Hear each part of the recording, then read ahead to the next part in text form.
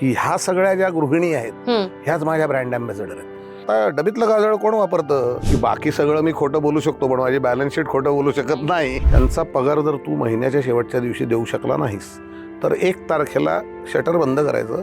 हा धंदा करायची तुझी लायकी नाही. काजळाने नंबर कमी होतो का? नाही. काजळाने चष्मा लागायची शक्यता दुरावते किंवा कमी होते. म्हणून आपण आपल्या आयुष्यात एक असा पॉईंट येतो की आता मला ठरवायचं पुढे काय करायचं. ते शिक्षण संपलं. बरोबर. माझ्या वडिलांनी मला 25 पर्यंत मोकळीक दिली होती. म्हणजे मी जेव्हा 12वी नंतर त्यांच्याशी करिअर डिस्कस करायला वगैरे बसलो तर आमचा 1.5 मिनिटात वगैरे करिअर डिस्कशन संपलं होतं. 6 वर्ष फक्त मशीन शोधत फिरत होतो. असलं रेडीमेड मिळत नाही. सगळ्या कंपन्यांनी म्हणजे 2 कंपन्यांनी नामवंत मशीन बनवणाऱ्या माझ्याकडनं ॲडव्हान्स घेऊन परत दिलेला आहे की नाही होत आहे म्हणून. साधं उदाहरण आमचा आजोबा देते. रिक्षाचं मिनिमम फेअर काय आहे तेवढं तुझ्या प्रॉडक्टची किंमत असली पाहिजे. 25 रुपये. आडवं झाल्यावर 5व्या मिनिटाला तुम्ही गाढ झोपलेले असाल तर तुम्ही योग्य नफा कमावताय. तुम्ही ॲलोपॅथीच्या डॉक्टरबद्दल बोलताय. तुम्ही वैद्यांकडे जाऊन कधी विचारलं का हो जाई काजळ घालू की नको घालू? ते एकदा विचारून बघा ते काय सांगतात. 83 साली मी पहिल्यांदा हिमालयात गेलो तेव्हापासून हे प्रेम प्रकरण चालू झालं. म्हणजे अजूनही चालू आहे. 83 साली. बरं. म्हणजे माझ्या बायकोलाही माहिती आहे की प्रेम प्रकरणात तिचा नंबर दुसरा आहे. गिर्यारोहणाचा पहिला लागतो.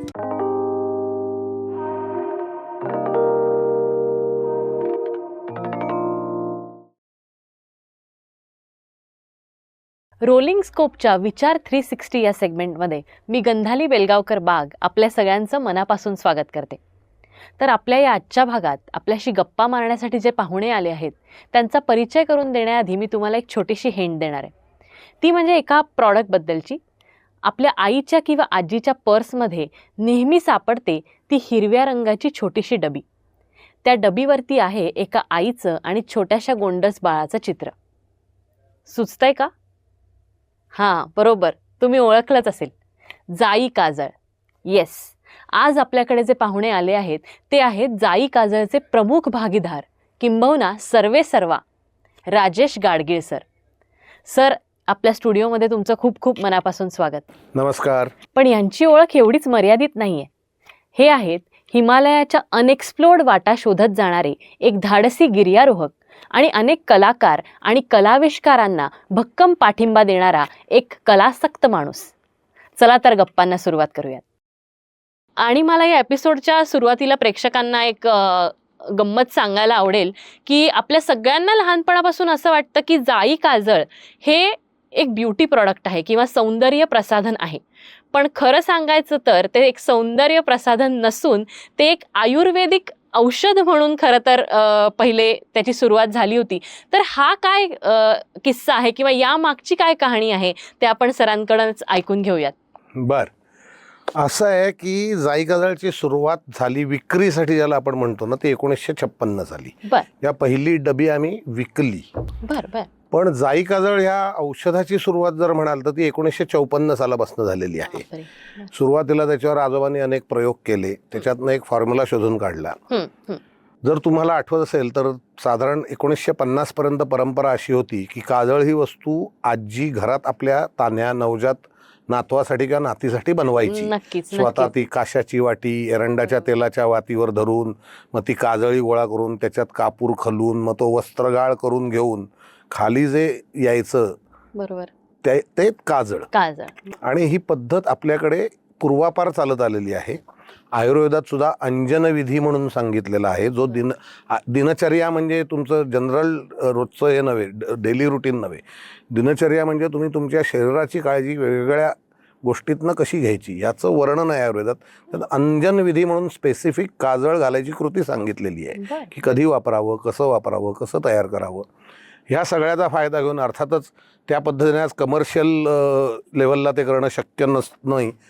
त्यामुळे त्याच्यात थोडेसे बदल करून शक्यतो जवळात जवळचा फॉर्म्युला आणून आजोबांनी ते तयार केलं. अर्थातच सुरुवातीचे गिनीपिग आमच्या घरातली माणसं असणार. त्यांच्यावर ते सक्सेसफुल झाल्यावर नातेवाईकांच्यात ते पसरवलं. तिथे ते सक्सेसफुल झाल्यावर मग कमर्शियली आम्ही त्याचं प्रोडक्शन 1956 सालापासून सुरू केलं. उद्देश हाच होता की आपण आयुर्वेद सोडायचा नाहीये कुठेही.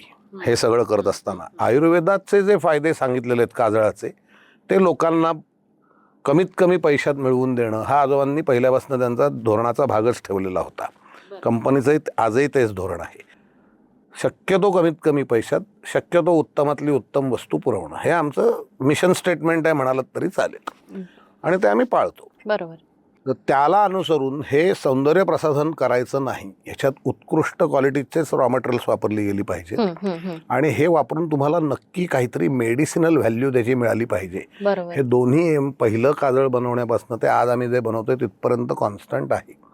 आणि मला सांगायला आनंद वाटेल की आजोबांनी 1956 साली ज्या फॉर्म्युलाचं काजळ विकलं त्याच फॉर्म्युलाचं काजळ आम्ही आजही विकतो आहोत. त्याच्यात 1% फरक नाही, कारण तो एज ओल्ड आणि प्रूव्हन फॉर्म्युला आहे असं मी मानतो.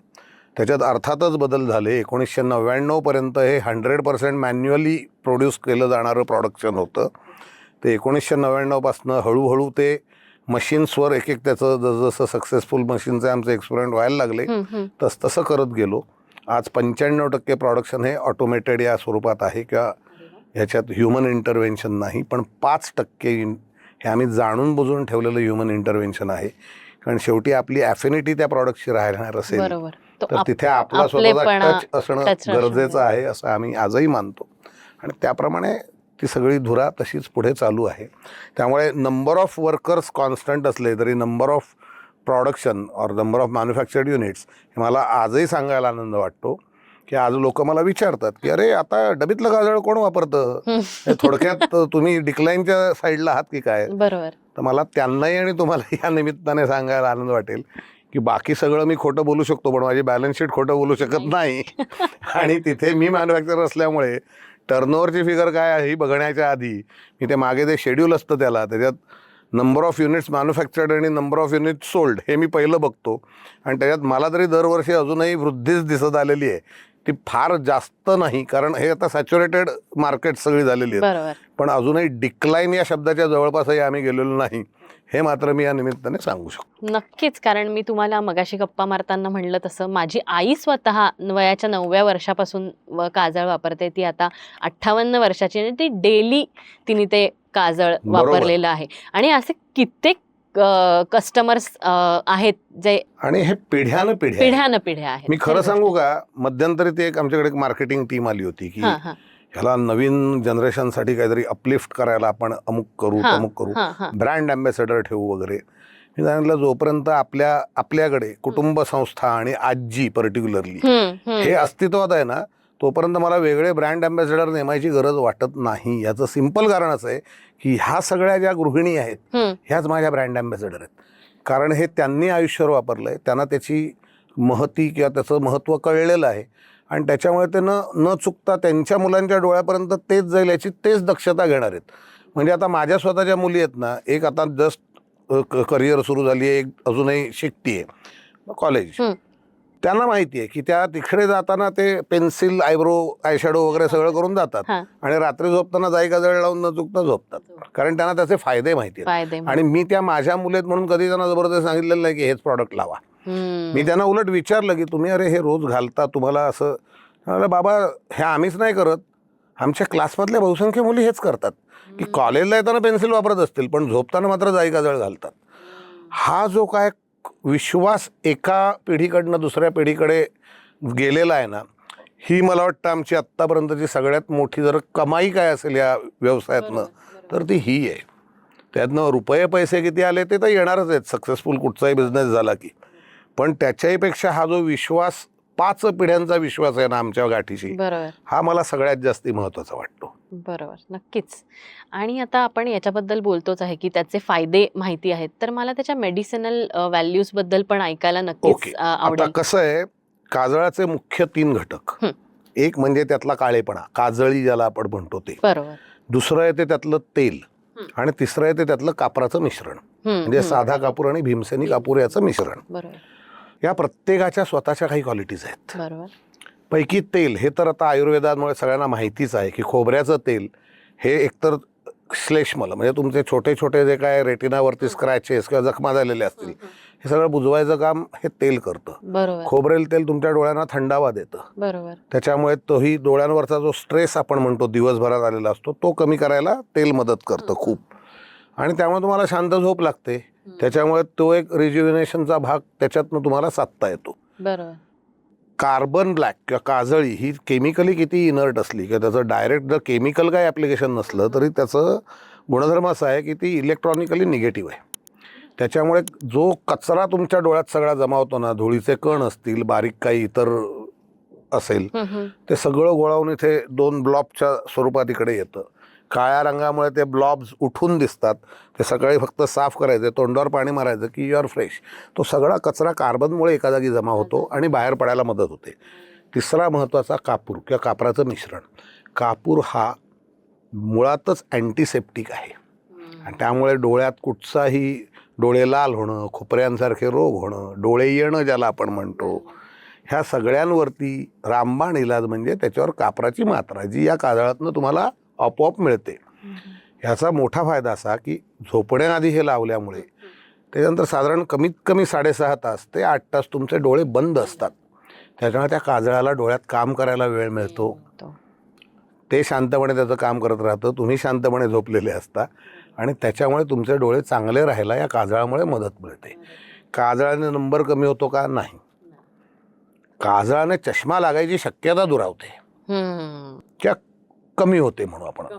पण ज्याला 40 लागते त्याला लागतेच, मलाही आहे. पण जो स्ट्रेसमुळे डोळ्यांना नंबर येतो तो नक्की याच्यामुळे काही काळ तरी नक्की लांब जातो. म्हणजे तेवढ्यानंतर तुम्हाला तो चष्म्याचा नंबर येतो. कारण मुळात तुमच्या डोळ्यांचा स्ट्रेस कमी करणं हे महत्त्वाचं काम काजळ करतं. डोळ्यांवरचा ताण कमी करणं हे काजळाचं प्रमुख काम आहे.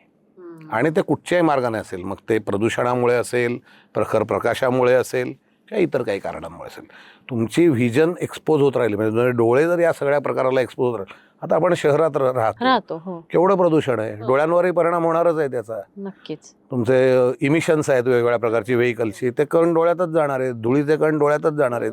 कन्स्ट्रक्शनची एवढी कामं चालतात, ते वाळू, सिमेंट हे कण डोळ्यातच जाणार आहेत. सूर्यप्रकाश आहे प्रखर 8 महिने आपल्याकडे, त्याचं पहिलं हे डोळ्यावरच होतो ना इफेक्ट प्रकाशाचा, प्रखर प्रकाशाचा. तुम्ही वेल्डिंगची कामं करताय किंवा तत्सम काही करताय, ह्या सगळ्यावरती जाई काजळ हे नक्की प्रभावी औषध आहे असं मी म्हणेन. जाई काजळच्या मागची आणखी म्हणजे तुम्ही आजोबांबद्दल बोललात की त्यांनी याची सुरुवात केली एका छोट्याशा घरातल्या प्रयोग करून. तर मग काजळच करावं असं का कल्पना त्यांच्या डोक्यात आली? याच्या म्हणजे असं काही गोष्ट आहे का? आता कसं आहे माहितीये का, आजोबा 1996 साली गेले. ओके, मी तेव्हा 25 वर्षाचा होतो. त्यामुळे अर्थात गप्पा खूप झाल्या, पण ह्यातल्या काही गोष्टी ना त्यांना सुद्धा सांगता येत नाहीत. म्हणजे एकदम छान उदाहरण देतो, जाई काजळ. जाई का हे आम्हाला कोणालाही माहित नाही. म्हणजे आजोबांना आजी चेष्टेत चिडवायची, म्हणजे असं की अरे त्यांची आधी एक गर्लफ्रेंड होती ना, तिचं नाव जाई होतं. आमच्या आजोबांचा स्वभाव बघता त्यांना गर्लफ्रेंड असणं शक्य नाही, आम्हाला सगळ्यांना माहिती होतं. पण म्हणजे अशा पद्धतीने, कारण आजोबांना मी एकदा विचारलं होतं की जाई नाव का, ते म्हणाले याला कुठचंही लॉजिकल माझ्याकडे काही कारण नाही. का ते म्हणाले आपल्या काजळाला एक मंद वास आहे कापराचा. जाईच्या फुलांना आणि मोगऱ्याचं फुल तुम्ही जर कम्पेअर केलं तर जाईचा वासही अतिशय मंद असतो. म्हणून कदाचित मी जाई हे आईच्या जवळ जाणारं नाव ठेवलं असेल, मला आता सांगता येत नाही असं त्यांनी मला सांगितलं होतं. तसंच काजळ का, तर त्याचं ते कारण म्हणाले अरे असं आहे की मला एक स्वस्त औषध बनवायचं होतं की जे लोकांना रोज उपयोगी पडेल.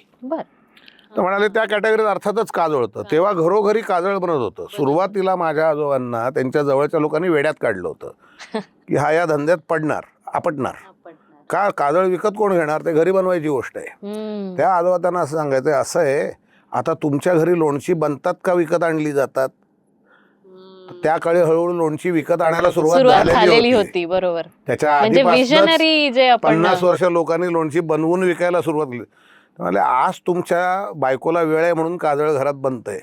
उद्या जेव्हा नोकरी करणारी सून घरात येईल तेव्हा तिला वेळ असणार आहे का हे करायला सगळं खटाटोप, आणि तिला तेवढे शुद्ध इन्ग्रेडियंट मिळणार आहेत का जे आज तुमच्या बायकोला किंवा आईला मिळत आहेत? तर मिळणार नाहीत. आणि तोपर्यंत मला एस्टॅब्लिश व्हायचं आहे की दुकानात गेल्यावर तिला दुसरा ब्रँड नाही दिसला पाहिजे, तिने माझा ब्रँड घेऊन घरी गेलं पाहिजे. आणि म्हणून म्हणाले मी आज याची सुरुवात करतोय. जाई काजळ हे आमचं फ्लॅगशिप प्रॉडक्ट नव्हतं. सायंटोमिक्स या उत्पादनापासून या कंपनीची सुरुवात झाली आहे. म्हणजे पोटातल्या जंतांवरच्या गोळ्या, आणि माझ्या पिढीपर्यंत सगळ्यांनी वापरलंय. जाई काजळ इतकंच ते प्रख्यात होतं. किंबहुना सुरुवातीच्या काळात आम्हाला सायंटोमिक्सवाले गाडगिळ म्हणून ओळखत होते, जाई काजळवालं गाडगिळ म्हणून कोणी ओळखत नव्हतं. पण त्याच्यातली समस्या अशी आहे की त्याचं रॉ मटेरियल जे आहे ते गुरेज व्हॅलीतनं म्हणजे काश्मीरमधनं येतं आणि एकदा अतिरेक्यांनी त्या व्हॅलीचा ताबा घेतल्यानंतर तो सप्लाय बंद झाला. सबस्टँडर्ड काहीतरी रॉ मटेरियल वापरण्यापेक्षा आम्ही ते उत्पादन थांबवलं. बरोबर. आता 370 हटल्यामुळे परिस्थिती बदलते असं म्हणतात. ती खरंच जर बदलली आणि उद्या जर ते सप्लाय परत मिळायला लागला तर सँटोमिक्स पुन्हा चालू करायची आम्हाला उमेद आहे. जर तेवढं क्वालिटी, कारण माझ्याकडे आजही इन्क्वायरी येतात. सँटोमिक्स बंद होऊन आता 22 वर्ष झाली. माझ्याकडे आजही इन्क्वायरी येतात की तुम्ही घरच्यासाठी बनवत असाल तर आम्हाला थोडंसं द्या म्हणून. आजोबांची व्हिजन या बाबतीत भयंकर थोर होती. म्हणजे माझे आजोबा म्हणून नाही, पण 14 रुपये घेऊन एक भिक्षुक कोकणात मुंबईत येतो. पहिली 3 वर्षे चाळीच्या जिन्याखाली झोपतो कारण खोलीचं भाडंही परवडत नाही. आणि तिथून ते बोरिवलीसारख्या ठिकाणी 54 साली 5000 स्क्वेअर फुटाचा प्लॉट घेतो. तिथे स्वतःचं दुमजली घर बांधतो. 56 साली तिकडे जायकादळ सुरू करतो. हा जो त्याने एक भक्कम पाया व्यवसायाला घालून दिला ना, त्याच्यावर आम्ही पुढची 70 वर्ष आनंदाने चालतो आहोत. गरजेप्रमाणे वाढवत गेलो. पण ते खरं सांगायचं तर आम्ही सगळे चालत्या गाडीत चढलेले पॅसेंजर आहोत. गाडी सुरू करायचं श्रेय त्यांनी केलं आणि पुढे माझ्या वडिलांचं अर्थात. कारण ती गाडी त्यांनी नुसती चालू नाही ठेवली तर तिची गती वाढवून ती आमच्या हातात दिली. म्हणजे पॉलिसीज म्हणाल तर त्या कॉन्स्टंट आहेत. 70 वर्ष कॉन्स्टंट आहेत. मी जेव्हा धंद्यात यायचं असं ठरलं तेव्हा मी अर्थात आधी आजोबांकडे गेलो ना, कारण आजोबा नातू म्हणून आमचे उत्तम संबंध होते. आम्ही जगातल्या याच्या विषयावर गप्पा मारायचो. तर मी त्यांच्याकडे गेलो आणि त्यांना सांगितलं की आता मी शिरायचं ठरलंय, तुम्ही आता मला काहीतरी गायडन्स द्या. म्हणजे तुम्ही इतके वर्ष हे केलेत. कारण ते ऑफिशियली त्याच्या आधी 10 वर्ष निवृत्त झाले होते. त्यांचा डे टू डे टच होता पण ऑफिशियली निवृत्त झाले होते. मला 2च गोष्टी सांगायच्या आहेत म्हणाले तुला. म्हटलं सांगा काय. एक म्हणाले महिन्याच्या शेवटच्या तारखेला प्रत्येक जर तू तुझ्यावर जे तुझे स्टाफवर आहेत, तुझ्या मस्तरवर असतील किंवा नसतील, जी तुझी माणसं आहेत त्यांचा पगार जर तू महिन्याच्या शेवटच्या दिवशी देऊ शकला नाहीस तर 1 तारखेला शटर बंद करायचं. हा धंदा करायची तुझी लायकी नाही. आमच्याकडे आजही 5 तारीख 7 तारीख वगैरे भानगड नाही. Last working day of the month is the pay day. आणि समजा तुम्हाला इमर्जन्सीने आज हावडेत जावं लागलं, तो अर्ध्या दिवसाचा पगार मी पुढच्या महिन्यात ऍडजस्ट करीन, ह्या महिन्याचा पूर्ण मिळेल. आणि दुसरी गोष्ट म्हणजे माणूस सांभाळायचा. पैसा त्याची काळजी घेईल स्वतःची. तू पैशाची काळजी करायची नाही, तू माणसाची काळजी करायची. त्याच्यामुळे आमच्याकडे ह्युमन टर्नओव्हर 0 आहे. पहिल्या 72 तासानंतर मला आणि तुम्हाला चॉईस आहे एकत्र राहायचं की नाही. 72 तास झाल्यानंतर आपल्याला दोघांनाही चॉईस नाही. नवीन कोणी माणूस येतो तर त्याला मी हेच सांगतो की बाबा रे, आपलं स्वातंत्र्य 72 तास आहे. 72 तासानंतर आपण दोघेही पारतंत्र्यात असू. तो विचार करून बघा. आणि ती वेळच येत नाही. याचं कारण असं आहे की आम्ही असं डायरेक्ट जॉब वगैरे असं आमच्याकडे पद्धत नाही. एम्प्लॉयमेंट समजा माझ्याकडे तर काय 20 जण आहेत, मला 22 जण ठेवायची गरज निर्माण झाल्यावर मी त्या 20 जणांना सांगतो अजून 2 जण आणा. ते आणतात. आणि आजोबा आमच्याकडेच होते, मुलगा आमच्याकडेच होता किंवा आहे आणि नातूही आमच्याकडेच आहे. अशा तुम्हाला अनेक पिढीजात उदाहरणं माझ्या स्टाफकडे बघायला मिळतील. बाप मुलगा, सासरा जावई, भाऊ भाऊ, मामा भाचा, असंच सगळं बघायला मिळेल. आयसोलेटेड एखादा कोणीतरी आहे असं तुम्हाला एकही दृश्य दिसणार नाही. त्याच्यामुळे काय होतं, कंपनीचं कल्चर कायम राहतं, तुमचं वर्किंग कल्चर बदलत नाही. कारण हीच लोक त्याला पुढे शिकवतात काय करायचं. मी कोणालाही शिकवायला जात नाही, मी कोणालाही ट्रेनिंग द्यायला जात नाही. अपॉइंट करताना माझा शब्द शेवटचा नसतो. आमचे 2 सुपरवायझर सांगतात हा चालेल, मी पुढे चालू ठेवतो. आमचे 2 सुपरवायझर सांगतात हा माणूस आपल्या कामात नाही. तेच त्याला परस्पर सांगतात की तू उद्यापासून यायचं नाही म्हणून, आणि मला येऊन सांगतात तू उद्यापासून दिसणार नाही म्हणून. कारण शेवटी ते त्यांची जबाबदारी आहे, त्या माणसाकडनं काम नीट करवून घेणं हे. त्यामुळे त्यांच्याच पद्धतीचा तो माणूस असला तर उत्तम. मग त्यांना बाकी ट्रेनिंग ॲडव्हान्स म्हणजे मशीन्स आली, पहिल्यांदा हे सगळी मॅन्युअल प्रोसिजर होती, ते सगळं माझं काम आहे, ते मी करीन. पण how to continue with the culture हे त्यांचं काम आहे, ते त्यांनी करायचं आहे. आता मला याच्यातनंच पुढचा प्रश्न विचारायचा. मी तुमच्या एका इंटरव्ह्यूमध्ये ऐकलं होतं, तेव्हा त्यात तुम्ही असं म्हणाला होतात की असं घरून कधीच तुम्हाला असं फोर्स नव्हता की हाच बिझनेस तुला करायचा आहे. मग तरी सुद्धा तुम्हाला दुसऱ्या चॉईस असताना सुद्धा तुम्ही हे जाई काजळच करण्याचं का ठरवलं आणि तुमचं बॅकग्राऊंड काय आहे एज्युकेशनल असं एक क्युरिओसिटी. मी मुळात BSc केमिस्ट्री झालो कारण मला रिसर्च हा प्रकार खूप आवडतो आणि केमिस्ट्रीत त्याला खूप स्कोप आहे म्हणून मी BSc केमिस्ट्री झालो. आणि दुसरी गोष्ट म्हणजे तेव्हा शिक्षणापेक्षाही बाकीच्या धंद्यांकडे लक्ष जास्त होतं. कॉलेज आपलंच होतं म्हणून सगळ्या गोष्टी खपून जात होत्या. कारण मला आठवतंय त्याप्रमाणे मी FY SY TY एकही लेक्चर बसलेलो नाही. मी फक्त प्रॅक्टिकल्सना जायचो आणि तरी मला पास करायचे म्हणजे त्याच्यामुळे ते चांगलं होतं. दुसरी गोष्ट अशी की तो एक आपल्या आयुष्यात एक असा पॉईंट येतो की आता मला ठरवायचं पुढे काय करायचं. ते शिक्षण संपलं. माझ्या वडिलांनी मला 25वी पर्यंत मोकळीक दिली होती. म्हणजे मी जेव्हा 12वी नंतर त्यांच्याशी करिअर डिस्कस करायला वगैरे बसलो तर आमचा 1.5 मिनिटात वगैरे करिअर डिस्कशन संपलं होतं. ते म्हणा मला तुला एकच वाक्य सांगायचं. म्हटलं काय, मी तुला 25वी पर्यंत विचारणार नाही व्हाय का, आणि ज्या दिवशी 25 होशील त्याच्यानंतर तू मला विचारता नाहीस व्हाय का, आमचं करिअर डिस्कशन संपलं होतं. आमच्याकडे घरात ही पद्धतच आहे की फोर्स करून काही घडत नाही. तुमची जी आवड असते तिथेच तुम्ही सुखी होता, दुसऱ्यालाही सुखी करता.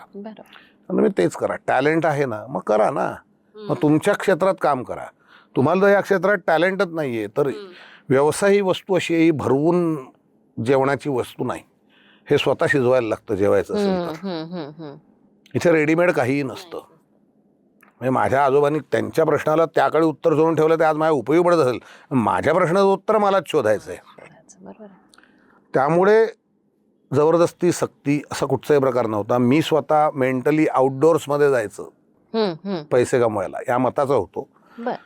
आउटडोअर्स मधल्या एका अतिशय यशस्वी मित्राने, म्हणजे नाव घेऊन सांगेन, मिलिंद भिडेने मला त्यापासून वाचवलं. मी वाचवलं असं आता आज म्हणतो, त्यावेळेला असं थोडंसं वाटलं होतं की हा असं का म्हणतोय. तो म्हणाला, हे बघ तुझ्यासारखा माणूस मिळत असेल ना तर मी उद्या सकाळी तुला काम द्यायला तयार आहे, पण म्हणाला येऊ नकोस. म्हटलं मिलिंद म्हणजे काय. तो म्हणाला असं आहे की तुझी जी त्याच्यातली आवड आहे ना ती रोज नवीन काहीतरी करण्याची आहे. जे म्हणाला तू व्यवसाय म्हणून आउटडोअर स्वीकारलंस की तुला जमणार नाही. तुला तुझा क्लायंट म्हणेल ते करावं लागेल आणि ते 2 वर्षात तू फ्रस्ट्रेट होशील. ऑलरेडी 25 हा उशीर आहे, तेव्हा तू लवकर, आणि तुझ्या पाठीशी एवढा मोठा ब्रँड आहे करा. तो सोडून म्हणाल तू इकडे काय करतो, त्या ब्रँडमध्ये बघ ना काय बदल करता येतील तुला. तिथे तुला नवीन चॅलेंजेस रोज मिळू शकतात, इथे नाही मिळणार म्हणाला. इथे चॅलेंजेस मिळणार, रोज मिळणार, पण ती रुटीन असणार, नवीन नसणार त्याच्यात काही. हे चॅलेंजिंग आहे म्हणाला, असं काय मी म्हणत नाही सरळ सोट आहे, पण हे म्हणाला रोज तेच आणि तसंच करायची तयारी पाहिजे तरच हे करता येईल. ते तुला जमणार नाहीये, तुझा स्वभाव तो नाहीये. मला तुझं पॅशन काय माहिती आहे, ते पॅशनच ठेव, ती हॉबीज ठेव, त्याचं प्रोफेशन करू नकोस. आणि म्हणून मी घरच्या धंद्याकडे खऱ्या अर्थाने वळलो.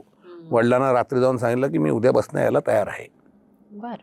आणि माझ्या सुदैवाने मी 96 साली धंद्यात आलो ते आत्तापर्यंत रोज काहीतरी नवीन करायला मला, रोज म्हणजे अगदी रोज नाही पण सतत नवीन काहीतरी करायला मला धंद्यात मिळालं. कारण मी तुम्हाला म्हटलं तसं की पहिल्यांदा हा आमच्या राहत्या घरातला एक मजला धंदा होता मी धंद्यात येईपर्यंत. मला पहिलं टास्क देण्यात आलं धंद्यात आल्यावर, आपल्याला वाढायचंय, मोठी जागा शोधा, आणि अशी शोधा जिथून तुमच्या आयुष्यात तरी परत बाहेर पडावं नाही लागतं काम. पुढची कमीत कमी 30-40 वर्ष तिकडे आपल्याला काम करता आलं पाहिजे. ते आणि ही संपूर्ण मॅन्युफॅक्चरिंग जे आत्ता इथे चालू आहे ते तिथे एस्टॅब्लिश करून दाखवणं हा माझं पहिलं मोठं टास्क होतं धंद्यातलं. पहिली 1-2 वर्षात अर्थात धंदा शिक्षण चालू होतं वेगवेगळ्या डिपार्टमेंट्समध्ये काम करून. First task was given was this की हे करा. ते सक्सेसफुल झालं. वसईला आम्ही 99 साली शिफ्ट झालो. 99 साली आम्ही जेव्हा वसईला शिफ्ट झालो, करंट जिथे फॅक्टरी आहे त्या जागेत, तेव्हा आमचं जाई काजळची अख्खी प्रोडक्शन लाईन 100% मॅन्युअल होती. मग लक्षात आलं की आता वाढायचं असेल तर 2च पर्याय आहेत. एक तर माणसं वाढवणं किंवा हे मॅन्युअलवरनं हळूहळू ऑटोमेशनकडे नेईल. हे मग मुळात आला प्रॉब्लेम डबी भरायचा. तोपर्यंत आपण जे केमिस्ट्रीच्या लॅबमध्ये पाव लिटरचे बिकर वापरतो ना 250 ml, त्याच्या काजळे हॉट लिक्विड असतं जेव्हा तयार होतं तेव्हा त्या बिकरमध्ये भरून घ्यायचं त्या पिंपातनं, आणि ते प्रत्येक डबीत वाढायचं टेबलवर अरेंज केलेल्या. हा अर्थातच वेस्टेजही जास्त होता, पण अर्थात आमच्या लोकांचे हात एवढे बसलेत की ते मशीनपेक्षा ॲक्च्युली फास्ट भरतात लॉट. म्हणजे वस्तुस्थिती ही आहे.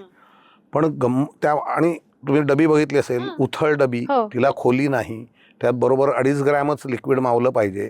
जास्त गेलं तरी ते पोर आउट होणार, डबी काळी होणार. नुसती डबी काळी नाही तर सराउंडिंग काळ होणार. त्यामुळे मशीन थांबवून ते सगळं साफ केल्याशिवाय पुढचं प्रोडक्शन चालू करता येणार नाही. त्याचं काळं सगळीकडे लागत जाईल. बरोबर. हे रेडीमेड मशीन बाजारात मिळत नाही. त्याच्यामुळे त्याच्यासाठी भयंकर जर्मनीत जा, अमुक कर तमुक कर सगळे धंदे करून 6 वर्ष फक्त मशीन शोधत फिरत होतो. असलं रेडीमेड मिळत नाही. सगळ्या कंपन्यांनी, म्हणजे 2 कंपन्यांनी नामवंत मशीन बनवणाऱ्या माझ्याकडनं ॲडव्हान्स घेऊन परत दिलेला आहे की नाही होत आहे म्हणून. मग शेवटी एक सिमिलर मशीन जर्मनीत दिसलं. मग त्याच्या मॅन्युफॅक्चररला जाऊन भेटलो. म्हटलं सर, म्हणाला इथं बनवलंच फार महाग पडेल, तुला ते आत्ता व्हायबल नाही, तू वन टाईम माझ्याकडनं डिझाईन विकत घे आणि तुझ्या इथे फॅब्रिकेट कर तुझ्या, कारण म्हणाला जसं तसं एक तर मशीन तुला चालणारच नाही, बदल करायचेच आहेत, मग ते तू तिकडे कर, ते तुला परवडेल. तो माणूसही 70 वर्षाचा होता जर्मन, आणि तोही पैशाच्या मागे नव्हता. त्याला हा इंटरेस्ट होता की भारतात कोणतरी त्या पद्धतीने मशीन बनवेल. सो मी म्हटलं, पण सर वन टाईमची मी तुम्हाला फी देईन, मी याची 4 हे काढल्या आवृत्त्या, तर त्यानं असं माझ्याकडे वेळलं. तर मला म्हणाला, मला खात्री तू 4 वेळेला मला पैसे पाठवशील. सो मी ती टेक्नॉलॉजी त्यांच्याकडनं घेतली. मग इथे एक लोकल चांगले व्हेंडर बघितले, फॅब्रिकेटर, मग त्यांना ते समजावून सांगितलं. ते म्हणाले, असंच्या असं नाहीच करायचं, तर आपल्याला 6 स्टेशन पाहिजेत, हे सिंगल स्टेशन आहे, सिंगल स्टेशन मला पुरं पडूच शकत नाही आहे, minimum 6 station at a time 6 डब्या भरल्या गेल्या पाहिजेत. म्हणजे तासाला 60 हे मला कमीत कमी प्रमाण पाहिजे. 80 झाल्या तर उत्तम, पण 60 हे माझं मिनिमम टार्गेट आहे. असं करून पुढची 3 वर्ष आम्ही त्या मशीनवर मेहनत करून, कारण कधी जास्त प्रेशर व्हायचं तर ते उडायचं, मग ते सगळं खराब व्हायचं, मग ते साफ, बरेच त्याचे जे नोझल असतात 6 स्टेशनचे, ते एका ठराविक टेम्परेचरलाच राहिले पाहिजेत, नोझल सकट, म्हणजे टिप पर्यंत, कारण ते थंड आलं की मेण आहे हो त्याच्यात, बेस म्हणून ते गोठणार, आणि एकदा बंद आले की मग काजळ कसं भरणार, how to clean that every time. So हे सगळं, त्यामुळे त्याला डिजिटल सेन्सर्स लावा, डिजिटल हिटर्स लावा, पासनं सगळं करून झालं. एवढं करून ते सक्सेसफुल होत नव्हतं. मग अजून एक्सपेरिमेंट केली. असं करून 3 वर्षांनी ते मशीन बनलं, आणि टचवूड आजही ती मशीन्स माझ्याकडे व्यवस्थित चालू आहेत इतक्या वर्षांनी. आणि मग ते झालं, मग पॅकेजिंग बनवलं, कारण परत तेच साईज हा प्रॉब्लेम, एवढ्या छोट्या साईजचं कोणीच काही बनवायला तयार नाही. त्यामुळे हे सगळं स्वतः, बरं मला इंजिनिअरिंगचा बेस नाही, मला त्यातलं टेक्निकल काही कळत नाही, मी फक्त एंड प्रॉडक्ट काय असेल ते सांगू शकतो तुम्हाला काय. मग त्याचा रिसर्च करा, इंजिनिअरिंग मधल्या मित्रांना भेटा, मग त्यांना कन्सल्टन्सी द्या, त्यांना बसवा, त्यांच्याकडनं प्रॉब्लेम सॉल्व्ह करून घ्या, असं करत करत करत ते झालं. पण त्याच्यामुळे आता असं झालं की जायकाजळची एक स्वतःची लाईन तयार झाली आहे, manufacturing line. You cannot copy it in the market, बरोबर, कारण ते एवढी कस्टमाइज, कारण त्याच्यात इतकं कस्टमाइज आहे की त्यामध्ये टेक्नॉलॉजीच बघून कळत नाही, मशीन वाचन कसं माहीत नाही. ते करताना खूप मजा आली. आणि आता 95% मी म्हटलं तसं आता ऑटोमेशन झालं आहे आमचं पूर्ण, आणि 5% आम्ही जाणून बुजून ठेवलं आहे की हे करायचंच नाही आहे आपल्याला. आणि त्याच्यामुळे स्टाफ नंबर्समध्ये फार वाढ न करता प्रोडक्शनमध्ये मात्र वाढ होत राहते. आणि जसं तुम्ही म्हटलात की सतत काही नवीन गोष्टी त्याच्यामध्ये ट्राय तुम्ही करता, तर मग ही पेन्सिल किंवा स्टिक बनवण्याचा विचार आला नाही का डोक्यात? पहिली पेन्सिल बनवायची सजेशन माझ्याकडे 25 वर्षापूर्वी आली होती. एक साधं उदाहरण देतो. कुठचंही फॉरेन ऑब्जेक्ट तुम्ही डोळ्यात घालत नाही, जाई काजळ डोळ्यात घालणं गरजेचं आहे, फुल स्टॉप. त्याच्यामुळे पेन्सिल किंवा स्टिक मी बनवणार नाही जाई काजळ या नावाने. दुसऱ्या कुठच्या नावाने कदाचित उद्या दुसरा कुठचा, पण ते आम्ही शक्यतो करणार नाही, कारण आम्ही औषधं बनवणारी लोक आहोत. पेन्सिल स्टिक हे कॉस्मॅटिक सदरात जातं, हे औषध सदरात येत नाही, सौंदर्य प्रसाधन सदरात जातं. आम्हाला सौंदर्य प्रसाधन बनवण्यात अजिबात रस नाही. 4 पैसे कमी मिळतात, हो मिळतात, आम्हाला पुरेसे आहेत. शेवटी असं आहे की कुठचाही व्यवसाय म्हटला की त्याला एक ऑब्जेक्टिव्ह असतं. पैसे मिळवणं ऑब्जेक्टिव्ह चुकीचं नाही आहे, by the way, let me clear that. पण आमचं ते नाही आहे. तुम्हाला रिक्षावाल्याला परवडेल, म्हणजे परवडेल म्हणण्यापेक्षा आमचं एक साधं उदाहरण आमचा आजोबा देते. रिक्षाचं मिनिमम फेअर काय आहे, तेवढं तुझ्या प्रॉडक्टची किंमत असली पाहिजे. 25 रुपये आजही जाई काजळ 25 रुपयालाच मिळतं. 30 आहे, पण रिक्षाचे होणार आहेत उद्या 30, त्याच्यामुळे काय प्रश्न नाहीये. बरोबर. फार फरक नाही सापडणार तुम्हाला त्याच्यात. हे टार्गेट आमचं. आणि एवढं करून सुद्धा त्यातलं कुठचंही रॉ मटेरियल बघाल तर तुम्हाला ते त्याच्यापेक्षा चांगलं रॉ मटेरियल भारतात सापडणार नाही, ही खात्री माझी. खात्री म्हणजे नुसतं ऑर्गॅनिक या नावाखाली काहीतरी द्यायचं नाही. मला ते कळतं बरोबर त्यात काय आहे ते, कारण मी तेच करतोय आयुष्यभर. पण आजही आमची कार्बन ब्लॅक इम्पोर्ट असते. इंडियन कार्बन ब्लॅक वापरत नाही. ती इंडियन कार्बन ब्लॅकपेक्षा कमीत कमी 8 ते 10 पट महाग असते. तरी आम्ही ती बदलत नाही. याचं साधं उत्तर असं आहे, कारण की त्याच्या ज्या पार्टिकल साईजची गॅरंटी मला जो जर्मन मॅन्युफॅक्चरर देतो तो इंडियन मॅन्युफॅक्चरर देत नाही. कोकोनट ऑइल 70 वर्ष एकाच ब्रँडचं वापरलं जाते. बरोबर. कॅम्फर, भीमसेनी कापूर हे तीच लोक पुरवत आहेत मला आजही. आम्ही एकही रॉ मटेरियल दुसरीकडे 2 रुपये स्वस्त आहे म्हणून तिकडून घ्या हे आयुष्यात काम केलेलं नाही. माझ्या व्हेंडर्सची मी कधीही कोटेशनं मागवत नाही. फक्त त्यांना ऑर्डर जाते आणि त्यांचा सप्लाय येतो. माल येताना मला त्याची किंमत माहिती नसते. आता हे बिझनेसच्या दृष्टीने कितपत शहाणपणाचं आहे मला माहिती नाही, पण आम्ही याच पद्धतीने व्यवसाय करतो. आणि त्यांनाही माहिती आहे सोन्याचं अंड देणारी कोंबडी एकदाच मारायची का रोज अंड घ्यायचं, त्यांचा प्रॉब्लेम आहे. तुम्ही माझ्याशी चुकीचं वागलात तरी आज नाही उद्या मला ते कळणारच आहे ना. हो, प्रश्नच नाही. आपण रोज तेच काम करतोय म्हटल्यावर. मला 3 वर्षाचा मुलगा आहे, तर आता डॉक्टर्स सांगतात की लहान मुलांना अजिबातच काजळ घालायचं नाही. तर म्हणजे आता एवढं औषधी गुणधर्म आहेत आणि एकीकडे हा एक ओपिनियन, तर काय याच्याबद्दल? ह्याच्यात ना माझे 2 विचार सांगतो. हे सगळ्यांनी पटवून घ्या, जसा अर्थातच आजही आग्रह नाही.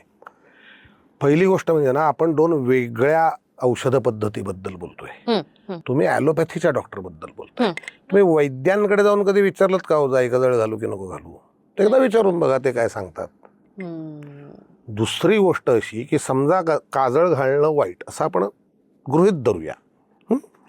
मला इतकी वर्ल्ड ओव्हर मेडिकल जर्नल्स दरवर्षी छापली जातात. लँडसेट सारखी प्रभावशाली जर्नल. मला काजळाच्या दुर्गुणांबद्दलचा एक लेख कोणीतरी दाखवा ना वाचायला. मला आवडेल स्वतःला वाचायला, माझं ज्ञान वाढेल.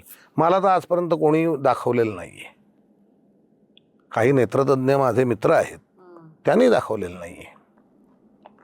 त्यांना त्यांच्या क्रमिक पुस्तकात हे शिकवलं जातं की डोक्यावर तेल घालू नये, कानात तेल घालू नये, मालिश करू नये, काजळ घालू नये, धुरी देऊ नये. हे सगळं आमच्याकडे 5000 वर्ष तरी होतंय.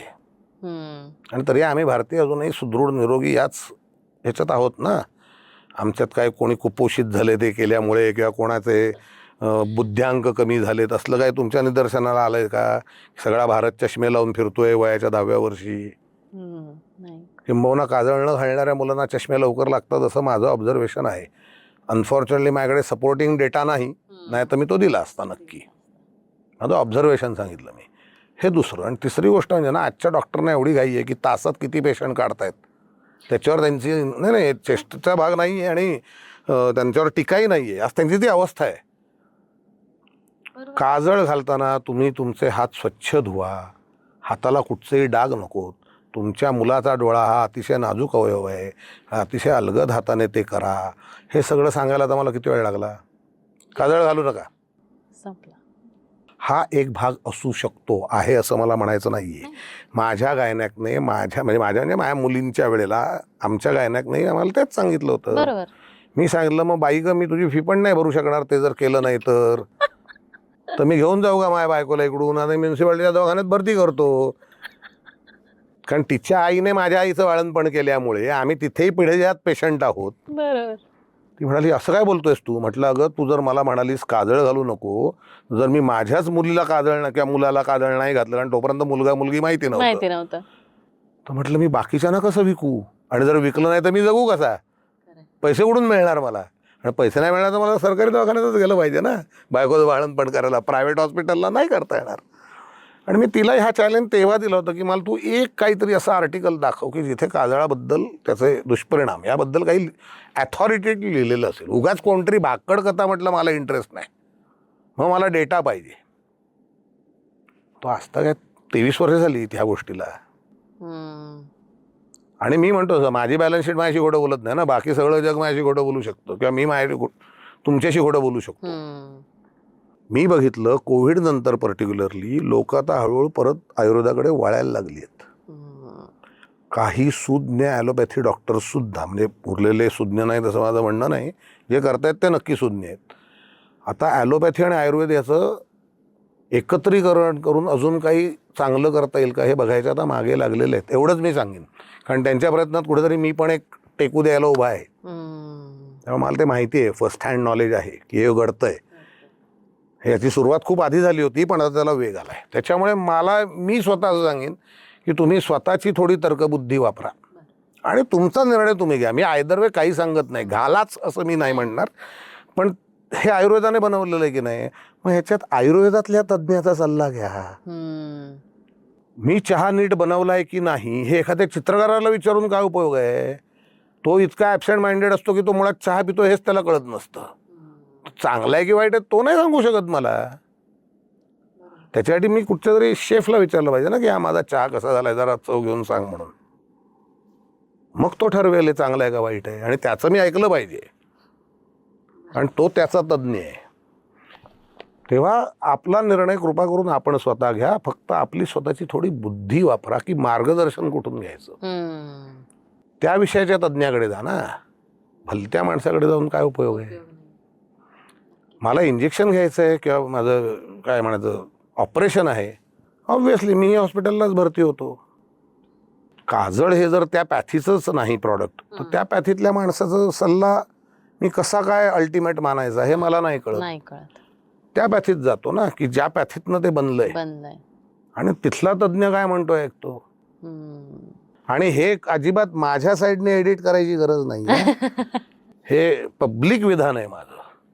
ह्याच्यातनं कुठच्या डॉक्टरला राग येणार असेल तर त्याचा प्रॉब्लेम आहे, माझा नाही.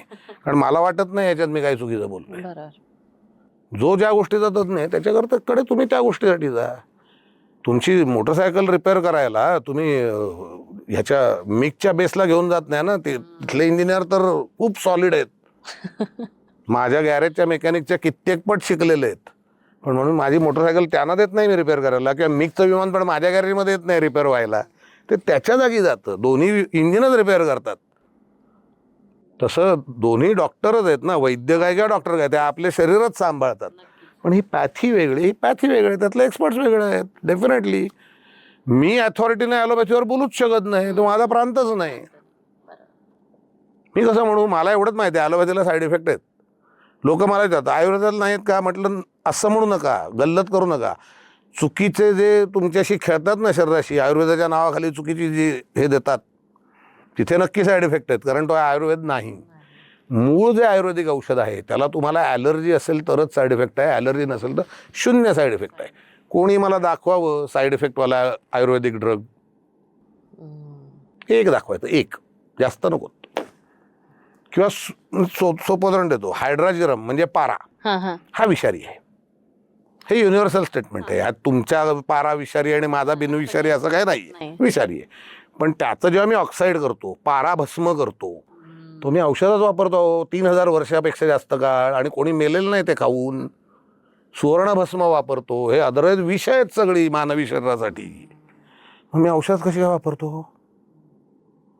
तेव्हा कुठच्याही गोष्टीचं हे ठरवताना त्यातला अधिकारी कोण आहे त्याच्याकडे जाऊन ठरवावं. उगाच एखादा मोठा आहे म्हणून तो दुसऱ्या विषयात काही सांगायला लागला तर ते ऐकलं पाहिजे असं बंधन अजिबात घालून घेऊ नये. स्वतःवर या मताचा मी आहे. त्यातला अधिकारी कोण आहे त्याच्याकडे जाऊ. बरोबर, नक्कीच. शास्त्रीय संगीतातलं काय विचार असेल तर मी आनंद भाट्यांकडे जाईन ना. रेमो फर्नांडिसकडे नाही जाणार. रेमो सुद्धा अल्टिमेट म्युझिशियन आहे त्याच्या फील्डमध्ये. आनंद भाटे अल्टिमेट आहेत शास्त्रीय संगीतामध्ये. नक्कीच असं आहे ना. शेवटी मी कुठे जातोय महत्वाचं आहे. विचार करायला लावणारं उत्तर दिलं तुम्ही. ते आता मला माहित नाही, ते त्याचं त्याने ठरवायचं. पण माझा विचार असा आहे, ती गोष्ट त्या क्षेत्रात द्यावी, दुसऱ्या क्षेत्रात देऊ नये. कारण त्याचं ज्ञान दुसऱ्या क्षेत्रात तेवढं असत नाही. इतकं सोपं आहे उत्तर. जसं तुम्ही म्हणलात की मला म्हणजे माझं एमच नाहीये पैसा कमवणं, फक्त पैसा कमवणं हे एम नाहीये. म्हणजे फक्त पैसा कमवणं हे एम नाही. मग आता बिझनेसमध्ये असताना एवढा पिढीजात बिझनेस आहे, एवढी मोठी कंपनी आहे, ब्रँड आहे, तर मग नफा आणि समाधान हे कसं, याचा ताळमेळ किंवा बॅलन्स कसा तुम्ही? मी सांगू का, सोपी टेस्ट असते. आडवं झाल्यावर 5व्या मिनिटाला तुम्ही गाढ झोपलेले असाल तर तुम्ही योग्य नफा कमावताय. झोप लागत नसेल खूप वेळ तर आयदर तुम्ही पुरेसा नफा कमवत नाही आहात किंवा इतका कमावता की त्याचं काय करायचंय तुम्हाला कळत नाहीये, त्याचं टेन्शन आलंय तुम्हाला.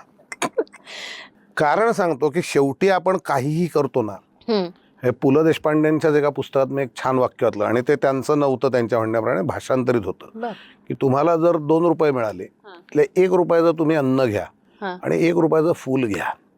ते अन्न तुम्हाला जगवेल आणि ते फूल तुम्ही का जगताय ते तुम्हाला शिकवेल. आय थिंक ह्या पद्धतीने जर प्रत्येकाने विचार केला ना, तर उगाच रॅट्रेसमध्ये उतरून जे आपण धावत सुटतो झापडं लावून आणि मग वयाच्या 60 नंतर कमावलेला सगळा पैसा डॉक्टरच्या दारात जातो. तुम्ही काय करता त्या पैशाचं? मी असं म्हणत नाही की व्यसनं करा किंवा स्वतःला खराब करा त्याच्यात, तुम्ही चांगल्यासाठी खर्च करा ना तोच पैसा, की ज्यातून तुम्हाला प्रचंड सॅटिस्फॅक्शन मिळेल. आणि सॅटिस्फाईड माणसाला generally blood pressure, heart trouble, diabetes हे रोग नसतात असं माझं ऑब्झर्वेशन आहे. आणि ह्याच्या उलट जो माणूस सतत कुठच्या तरी स्ट्रेसमध्ये आहे, ते बिझनेस असेल, नोकरी असेल, काही असेल, त्याचा एक तर लाईफस्पॅनही कमी होतो. क्वालिटी लाईफ ह्या शब्दाचा त्याच्याशी संबंधच येत नाही. मग हे का जगतोय माणूस असं? हे काय कमवतोय काय तो? What is exactly earning? पैसे जरूर कमवावेत. आपल्याकडे एक संत वचन आहे ना की उत्तम व्यवहार करून पैसा मिळवावा आणि उदास विचाराने खर्च करावा. हे दोन्ही महत्वाचं आहे की उत्तम व्यवहार कराच, पैसा मिळवाच आणि उदास विचाराने खर्च करून टाका. तो साठवून ठेवू नका तुमच्याकडे का मर्यादेपलीकडे. Emergency money I can understand, पण किती पैसा मिळवला की तुमच्याकडे पुरेसा पैसा येणार आहे? ह्याला काय उत्तर आहे का? फायनाईट आन्सर आहे का काही तुमच्याकडे की बाबा 100 करोड की yes that is my target, की 1000 करोड असं काय आहे का फिगर? एक्झॅक्टली, की पुढचं दिसतंच क्षितिज. तर त्याच्यामुळे असायला अंत नाहीये. पण मी असा विचार करतो की मी आत्ता जे काही जगतोय त्या जगण्याला मला पैसा गरजेचा आहे, महत्वाचा आहे. तेवढा पैसा मला माझ्या व्यवसायातनं मिळतोय, थोडा शिलकी पडतोय की जो मला इमर्जन्सी कंडिशन्समध्ये कामी येणार आहे. बास ना, थांबूया इथे. कारण मला डोंगरात पण जायचंय, मला संगीताचे जमतील तेवढे कार्यक्रम पण अटेंड करायचे. मग हे सगळं करताना दिवसाला 24 तासच असणार आहेत, रोज 7 ते 8 तास झोपायचं पण आहे सगळं करताना. दिवसाचे तास उरले किती? मग तेवढाच व्यवसाय करीन आणि तेवढा करून मला पुरतोय ना, मग तेवढाच का नाही करू? व्यवसाय म्हणा की कुठेही कुठचंही क्षेत्र म्हणा की जिथे निर्मिती करताना तुम्ही, ती कला असेल, व्यवसाय असेल, काही असेल, तुम्हीच मर्यादा असता की तुमची वाढ किती होणार आहे. एक्सटर्नल लिमिट्स असं काय नसतं याला की दुसरा कोणी तुम्हाला थांबवू नाही शकत. ते माझं गिर्यारोहण असेल, हे सगळे माझे छान मित्र गातात त्यांचं गाणं असेल किंवा वाजवतात त्यांची वाद्यकला असेल किंवा व्यवसाय असेल, या सगळ्याला मूलभूत नियम एकच आहे, वाढायचं किती आपण ठरवायचं असतं.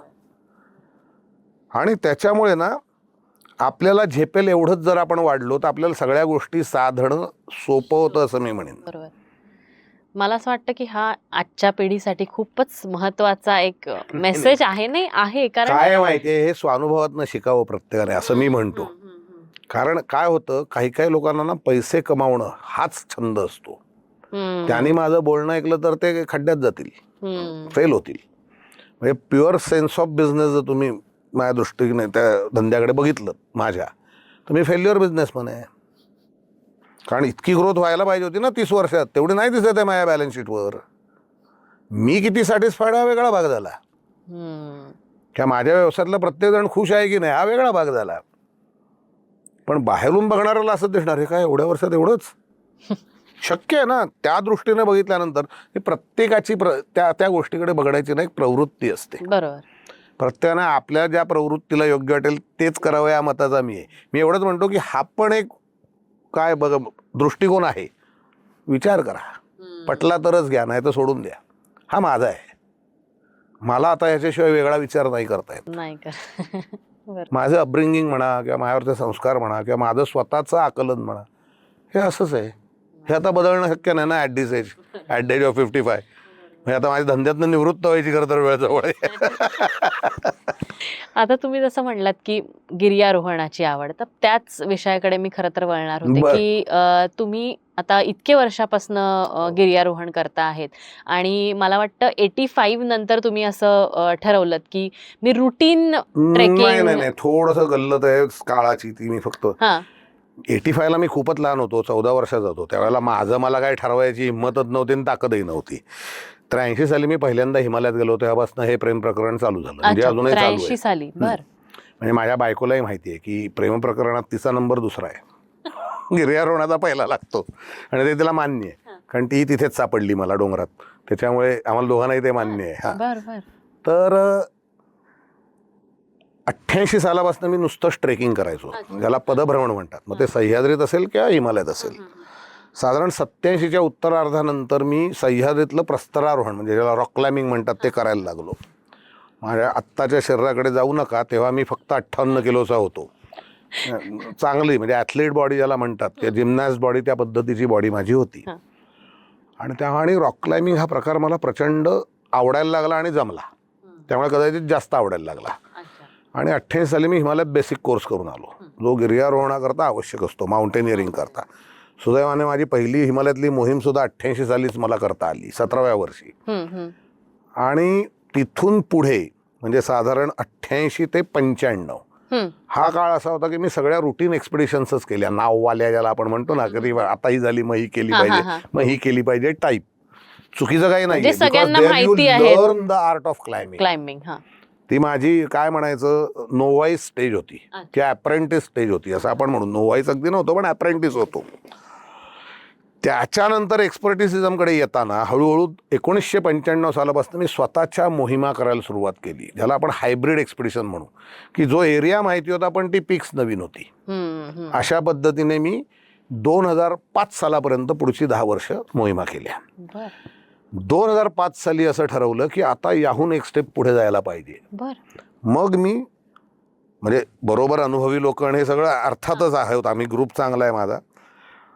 तर अनएक्सप्लोर्ड व्हॅलीज आणि अनएक्सप्लोर्ड पिक्स असं कॉम्बिनेशन करायला सुरुवात केली, की जिथे कदाचित आमच्या आधी कोणी गेलं असेल गेलं नसेल माहिती नाही, किंवा माहिती असलं तरी फार माहिती नाही टाईप.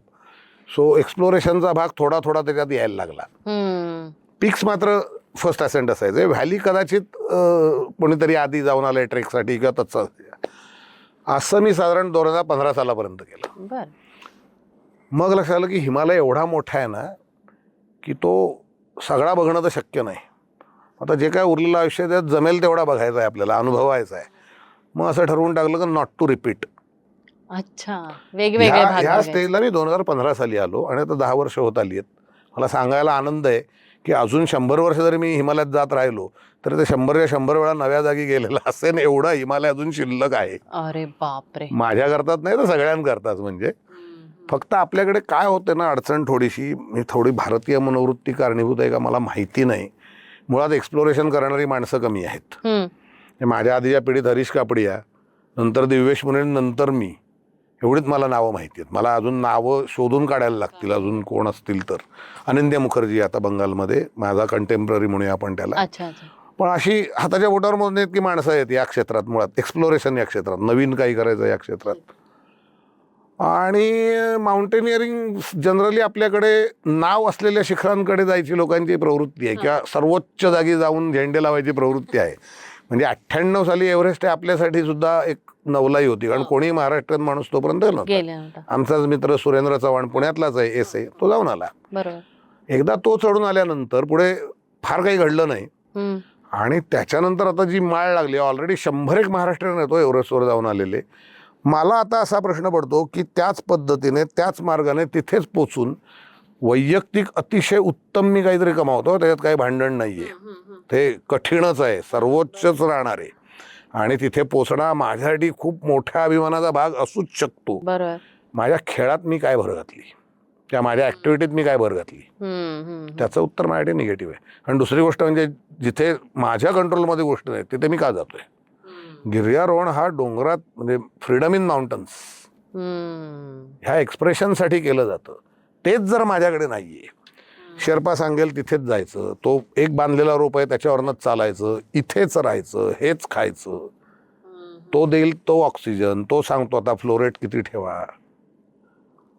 मी सतत कोणाला तरी फॉलो करतोय, मी काय करतोय? म्हणजे तो एक्सप्लोर करायचा जो भाग आहे तो शून्य आहे. फक्त गाइडेड एक. आणि बघा हे सगळे चालू कशातनं झालंय किंवा माणसाची प्रगतीच याच्या पलीकडे काय आहे या उत्सुकतेतनं चालू झालंय. बरोबर. कोणका गडगडत जातो त्याच्यावरनं कोणतरी जाग शोधलं, त्याच्यावरनं आज तुमचं हे सगळं डेव्हलपमेंट पुढची झाली. मुळात तो ओणका गडगडत जाताना जर मला त्याच्याबद्दल कुतूहल जागवलं नसतं तर आज हे झालं नसतं. किंवा न्यूटनला ते सफरचंद खाली पडताना दिसलं तेव्हा त्या डोक्यात चाललंय खालीच का पडतंय, म्हणून आपल्याला ग्रॅव्हिटी म्हणजे काय ते कळलं ना. आता कळलंच नसतं. आपण अजून एक गुहेत राहत होतो, कंदमुळं खात असतो वगैरे वगैरे वगैरे. मला हे म्हणायचं आहे की काहीतरी नवीन जोपर्यंत घडत नाही ना तोपर्यंत त्याच्यात प्रगती झाली असं म्हणता येत नाही. आणि ती होण्याकरता मला जमेल ते मी करेन. मी असं नाही म्हणत की माझ्यामुळे प्रगती होतीये, ते चुकीचं आहे. अशी आता कोणा एकामुळे काही होत नाही जगात. पण मला सतत त्या वर्तुळात फिरत राहण्यापेक्षा वर्तुळ तोडून बाहेर जाऊन काहीतरी करून बघतो ना. फार तर काय होईल, अपयशी होईन. तर मी माझ्या आनंदासाठी जात असल्यामुळे माझ्यासाठी ते मी जिवंत परत येणं हेच मुळात यश आहे. शिखरावर जाणं हा बोनस आहे त्या मोहिमेचा माझ्या दृष्टीने. बरोबर. पण मग हे वर्तुळ तोडून बाहेर गोष्टी एक्सप्लोर करत असताना ही माहिती म्हणजे आता तर इंटरनेट आणि हे सगळं खूप आहे, AI आहे, सो गोष्टी जरा लवकर आणखीच लवकर कळतात. पण तेव्हा जेव्हा तुम्ही सुरू केलं तेव्हा हे किती अवघड होतं आणि काय पद्धत तुम्ही ही माहिती अवघड काढण्यासाठी? नव्हतं, तंत्र वेगळी होती. अच्छा, थोडी वेळखाऊ होती, किचकट होती, पण तंत्र होतीच. आपल्या सुदैवाने सर्वे ऑफ इंडिया ही खूप आधी म्हणजे 19व्या शतकात आपल्याकडे ब्रिटिशांनी स्थापन केलेली संस्था. तोपर्यंत भारताचे शास्त्रशुद्ध नकाशे उपलब्ध नव्हते. त्यांनी ट्रिग्नॉमेट्रिकल सर्वे ऑफ इंडिया केला तेव्हा त्या काळी, ज्याच्यात हिमालय पण आला, तिबेट पण आलं, नेपाळ पण आलं, सिक्कीम पण आलं, आपल्या ज्यांना 7 सिस्टर्स म्हणतात ती स्टेट्स पण आली, अफगाणिस्तान आलं, पाकिस्तान आलं, हिंदूकुश आलं, पामीर आलं. हा सगळा भाग त्यांनी सर्व्हे करून त्याचे 1:50,000 स्केलचे नकाशे बनवले. आणि हे आपल्याकडे साधारण 1930 सालापासूनचे उपलब्ध आहेत. 1930 सालापासूनचे उपलब्ध आहेत. आणि ह्यातले जे 1:50,000 नकाशे आहेत हे आजही जगातले सगळ्यात ॲक्युरेट नकाशे समजले जातात, even in the world of satellite photography. Google अर्थ हे त्याच्या पुढे कमी पडतं. मी दोन्ही वापरतो म्हणून मी आज आता हक्काने सांगू शकतो. सुदैवाने इतक्या आधीपासून नकाशे असल्यामुळे, आणि मी हिमालयन क्लब या एशियातल्या सगळ्यात जुन्या गिर्यारोहण संस्थेचा भाग आहे. आमचे हिमालयन जर्नलचे जे पहिले संपादक होते ते आपल्या भारताचे सर्वे जनरल पण होते. तर त्या काळी त्यांनी नकाशाचा एक सेट हिमालयन जर्नलला अभ्यासाकरता दिला. स्वातंत्र्य मिळाल्यावर ते सिक्रेट असा त्याच्यावरती शिक्का आलाय, not for civilians, only for arm forces. पण आमच्याकडे ते तेव्हापासून आहेत हो, आणि ते काय बदलत नाहीत. मूळ फीचर्स तीच राहतात. इथे तिथे लँडस्लाईड होऊन थोडाफार कॉस्मेटिक चेंज होईल, मूलभूत स्ट्रक्चर तेच राहतं ना. त्याचा अभ्यास करून आम्ही तेव्हा जायचो, आज तो करतोच. आणि हे बाकीचं जे गुगल अर्थ वगैरे सगळं आहे, विकिपीडिया, AI, हे सगळं आम्ही सपोर्टिव्ह म्हणून वापरतो. मेन ते आजही नाही, आजही त्याला ती ॲक्युरसी नाही. ही जर कोणाची समजत असेल की आता एवढी साधनं आल्यामुळे आता आमचं एकदम इझी, तसं नाही. तर तसं नाहीये. अजूनही त्याला ती ॲक्युरसी नाहीये. हे स्वतः प्रत्यक्ष जाऊन आल्यावर त्या माणसाच्या लक्षात येईल. गुगल अर्थमध्ये दिसणारं शिखर वेगळं दिसतं आणि प्रत्यक्षातलं शिखर वेगळं दिसतं, आणि त्या प्रत्यक्षातल्या शिखराचं त्या मॅपशी साधर्म्य जास्त असतं. फक्त तुम्हाला मॅप रिडिंग ही कला आली पाहिजे, जी आता अस्तंगत पावतीये. कारण आता कोणी मॅप बघतच नाही, आता गुगल अर्थ बघतात. 3 डायमेन्शनल सगळं मिळतं ना. गुगल अर्थ लोकेशन पोझिशनिंगसाठी उत्तम. ते कॅल्क्युलेशन करायला बसत नाहीत. मॅपवरती आकडेमोड करायला लागते शिखराचं लॅटिट्यूड लॉन्जिट्यूड शोधायला किंवा उंची शोधायला. गुगल अर्थ रेडीमेड देतं. उंचीच्या बाबतीत आजही ॲक्युरेट नाही, लॅटिट्यूड लॉन्जिट्यूड देतं.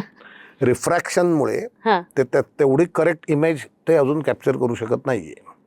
हा प्रॉब्लेम आहे गुगल अर्थकडे. हा सगळ्यात सॅटेलाइटचा प्रॉब्लेम आहे. तो सुटेल तेव्हा सुटेल. मग यातला टफेस्ट क्लाइंब कोणता होता आतापर्यंतचा, किंवा जो काय तुम्हाला माहितीये, असं वाटलं की हिमालयातला ना कुठचाही एक क्लाइंब तुम्हाला टफेस्ट किंवा मोस्ट डिफिकल्ट असा म्हणता येत नाही. अच्छा रोज परिस्थिती बदलत असते. म्हणजे मला जो टफेस्ट वाटला तो कदाचित तुम्हाला खूप इझी जाईल, आणि तुम्हाला जो खूप इझी वाटलाय तो मला खूप टफ वाटेल. इतकं ते सतत स्नो कंडिशन्स काय आहेत, वेदर कंडिशन काय आहे, इथपासनं रोज गोष्टी चेंज होत राहतात. त्या दिवशी तुमची शारीरिक परिस्थिती काय आहे. टफेस्ट असं मी नाही नाव देऊ शकत कशाला. चॅलेंजिंग बऱ्यापैकी खूप पिक्स मिळाली, केली, काही जमली नाहीत. त्या चॅलेंज माझ्यापेक्षा मोठे होते कदाचित, असं झालेलंच आहे. रस्ते मिळाले नाहीत, काही एका अपेक्षेने गेलो भलतंच निघालं. त्यामुळे आम्हाला आमची टार्गेट चेंज करायला लागली आहे त्यावेळेला. प्लॅन ए बंद करा, प्लॅन बी कडे जा टाईप. काय या वर्षी झालं तशी पूर्ण एक्सपिडिशन वॉशआउट झाली बॅड वेदरमुळे. हे या सगळ्या पद्धतीचे अनुभव येतच असतात. नवीन काही करायचं म्हटलं ना की 50% वेळा अपयशच मिळणार याची खात्री करून जायला लागतो मनाशी. यशाची शक्यता जास्तीत जास्त 50%. आणि यश आपण लौकिक अर्थाने जे म्हणतो त्या शिखरावर पोहोचणं, मी त्याला यशच म्हणत नाही.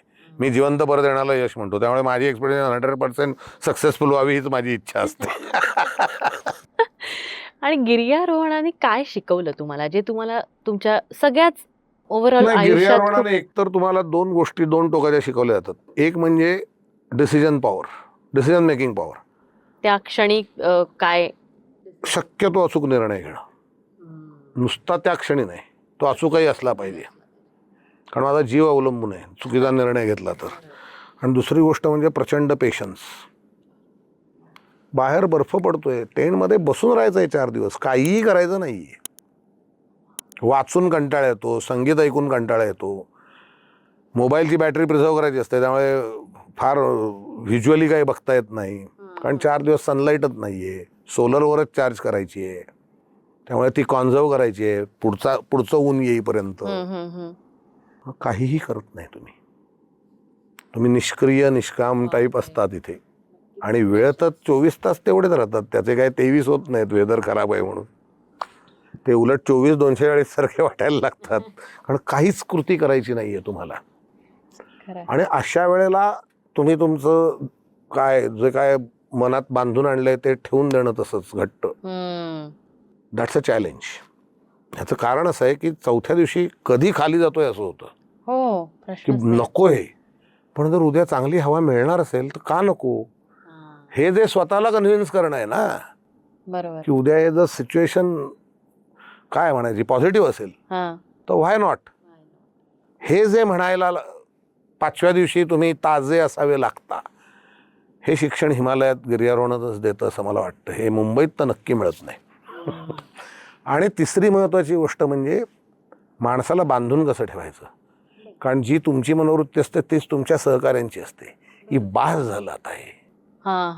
आणि अशा कंडिशनमध्ये त्यांना पुन्हा एकत्र, कारण प्रत्येकाची एन्थुसियाझम लेवल सेम नसते, बरोबर, कमिटमेंट लेवल सेम नसते. त्याच्यामुळे त्यांना सगळ्यांना एका प्लॅटफॉर्मवर आणायचं आणि पुढे जायचं, ही जी काय त्यातली मजा आहे ना ती वेगळी. ही तिथेच, कारण तिथे कसं असतं ना, स्टेक खूप हाय आहेत. इथे तुम्हाला जॉब आवडला नाही, तुम्ही दुसरा शोधू शकता. 4 महिने बिनपगारी घरी बसण्यापलीकडे तुमच्या आयुष्यात काहीही वाईट घडत नाही. बरोबर. तिकडे तसं नाहीये ना. तुमच्यावर विश्वास ठेवून मी आलो आणि काही बरं वाईट झालं तर मला यायचंच नव्हतं, तुम्ही प्रवृत्त केलं म्हणून मी आलोय. त्यामुळे काय होतं, ते एक शिकायला लागतं की आपण घेतलेल्या निर्णयाची पूर्ण जबाबदारी आपली आहे. हे दुसऱ्या कोणाकडे बोट दाखवून मला इथून पळता येणार नाहीये. बरोबर. हे जे शिक्षण आहे हे गिर्यारोहण देतं तुम्हाला, की आपल्या निर्णयाची चांगलं वाईट जे काय असेल त्याची जबाबदारी ही आपण घ्यायला शिकलं पाहिजे. क्रेडिट जर घ्यायचं असेल तर डेबिट पण घ्यायची ताकद पाहिजे, नाहीतर गपचूप मागे फिरा. हे घेऊ नका अंगावर. त्यामुळे फेसिंग द चॅलेंज जे आहे ना, हे गिर्यारोहण खूप चांगल्या पद्धतीने शिकवतं. Accepting the challenge, overcoming the challenge. आणि आता आपण या भागाच्या थोडं शेवटाकडे वळतोय, तर तुमच्या गाण्याच्या आवडीबद्दल ऐकायला मला नक्कीच बापरे, माझा गळा आता इतका वेळ तुम्ही ऐकताच आहात, तो काय फार मधुर बिधुर नाहीये. आवडीबद्दल ऐकण्याची आवड आहे. म्हणजे कानसेना शब्द चुकीचा आहे, कारण तिथे काहीतरी तुमच्याकडे दर्जा असणं अपेक्षित असतं, तो माझ्याकडे नाहीये. पण माझ्या सुदैवाने चांगलं संगीत ऐकायची सवय मला अगदी जन्मापासून आहे म्हटलं तर चालेल. माझे वडील हे संगीताचे प्रचंड भोगते, वेडे, काय म्हणायचं असेल ते म्हणा, आमच्या घरात 24 तास कुठचं ना कुठचं तरी संगीत चालू असायचं. बर. आणि तेही त्यांच्या दृष्टीने चांगल्या दर्जाचं. कुठेतरी क्लासिकल चालू असेल, कुठेतरी भीमसेनजींचे अभंग कानावर येत असतील, कुठेतरी लता दीदी गात असतील, पण हे 24 तास म्हणजे ते झोपेत सुद्धा त्यांचा ट्रान्झिस्टर ऑन असायचा. ते श्रीलंका वगैरे तिकडे ते सिलोन तेव्हा श्रीलंका नाही ते सगळे ते पहाटेपर्यंत ते कार्यक्रम ते ऐकत असायचे. आणि जर ते झोपले त्या समजुने आपण बंद केला तर ते त्याने जागे व्हायचे शांततेने, अरे बंद कोणी केला असं करून. तर त्याच्यामुळे त्या वातावरणात मी वाढलो. त्यामुळे संगीताची आवड असणं हे अतिशय स्वाभाविक होतं. आणि माझ्या सुदैवाने आजचे जे आघाडीचे मराठीतले लोक आहेत, मी मुळात मध्यमवर्गीय मराठी माणूस असल्यामुळे मला मराठी जवळचं वाटलं. मला कधी इंग्लिश म्युझिक फार जवळचं वाटलं नाही. मला ते ऐकायला आवडतं, पण मी त्यात फार ऐकतो अशातला भाग नाही, रमलो नाही त्याच्यात. पण आता आनंद भाटे असतील, राहुल देशपांडे असतील, महेश काळे असतील, जयतीर्थ मेवंडू असतील, किंवा आत्ता त्यांच्या पुढच्या पिढीत विश्वजित बोरवणकर असतील, धनंजय म्हस्कर असतील, हे सगळे मला आपले म्हणणे इतके जवळचे झाले. मंदार आपटेसारखा संगीतकार माझा मित्र आहे. आदित्योगसारखा अतिशय उत्कृष्ट हार्मोनियमपटू माझा मित्र आहे. सत्यजित प्रभूसारखा सगळ्या कला अंगात असलेला माणूस माझा मित्र आहे. ह्या सगळ्यांच्या सहवासाने, किंवा कृष्णा मुसळे आहे, किंवा बरीच नावं म्हणजे अशी मी किती घेऊ हे मला कळत नाही आहे. किंवा इथलंच बोलायचं तर आपले निखिल फाटक आहेत, प्रसाद जोशी आहेत, असे अनंत लोक आजूबाजूला असल्यामुळे आणि हे सगळे मित्रगणात येत असल्यामुळे मला त्याची गोडी अजून वाढत गेली ओव्हर द पिरियड. आणि आता I am very happy with what I am listening to. मला फार आता त्याच्यात रिसर्च किंवा काय करायला लागत नाही. ह्यांचंच नुसतं नवनवीन ऐकत राहिलं तरी माझा सगळा वेळ आनंदात जातो. पण हे एवढंच मर्यादित नाहीये, तर तुम्ही तुमच्या संस्थेमार्फत अनेक कार्यक्रमांना वगैरे सुद्धा तुमचा पाठिंबा असतो. तर माझ्या वडिलांनीच सुरू केलं खरं तर ह्या पद्धतीने जाणं. मी ते फक्त पुढे कंटिन्यू ठेवलं आणि थोडं वाढवलं एवढंच म्हणेन. त्या पलीकडे मी काय फार केलं असं मला वाटत नाही, कारण हे पहिल्यापासून आजोबांचं पॉलिसीचाच भाग आहे की आपण नाही ना मोठेपणा नाही हो, मला वागावंच लागतं, नाही तर मला माझ्या धंद्यात कोणी राहू देणार नाही. नाही, त्याची गंमत अशी आहे की आजोबांना शिक्षणाचं खूप होतं. त्यांना त्यांच्या परिस्थितीमुळे अजिबात शिकता आलं नाही. तर त्याच्यामुळे ते गुपचूप शिक्षणासाठी मदत करायचे लोकांना. म्हणजे आजोबा गेल्यानंतर अनेक लोक पैसे घेऊन आम्हाला भेटायला आली की हे अण्णांनी आम्हाला दिले होते परत घ्या टाईप. तर आम्हाला मुळात कळलं की याची कुठेही नोंद नाही आहे, आम्ही कसे घ्यायचे परत. मग आम्ही त्यांना वेगवेगळ्या शिक्षण संस्थांचे मार्ग दाखवायचो, इथे चॅरिटी कर तिथे चॅरिटी कर टाईप.